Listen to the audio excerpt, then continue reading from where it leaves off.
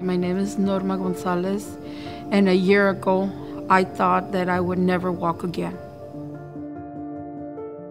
Norma presented to our office, and like many of our patients who have diabetes, she had a condition called Charcot neuroarthropathy. And when you develop this condition, you can get erosive changes around the joints, which causes pretty significant deformity. Her deformity involved both the foot as well as the knee. So we had to take a stepwise approach to her in order to make sure that we corrected the foot deformity to allow her to have an extremity to walk on. And then we needed to correct the knee as well in order for her to be able to walk and support her body weight. So Dr. Kane spent an extensive amount of time with her and surgically and postoperative care in order to reconstruct her joint of the ankle.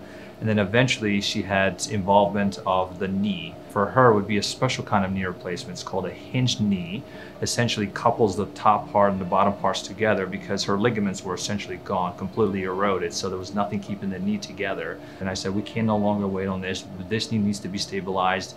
You can't put weight on this. You could very easily tear the vessels in the back of the knee and cause an amputation of your knee. So we have to move. The day they operated on me, after a couple hours, they told me that I could stand up and I could do it. And then the other day in the morning, they told me, now you got to get up and we're going to make you walk. And I did it. I walked. It's great because one of the things that you get to see is as they progress through their recovery, they go from somebody who's stuck in a wheelchair to somebody who can walk independently and get their life back. She can do anything that anybody else can do, and she's not going to really be limited. I want to thank them for what they did, and I'm real glad that I'm walking. For me, it's a miracle. It's a miracle.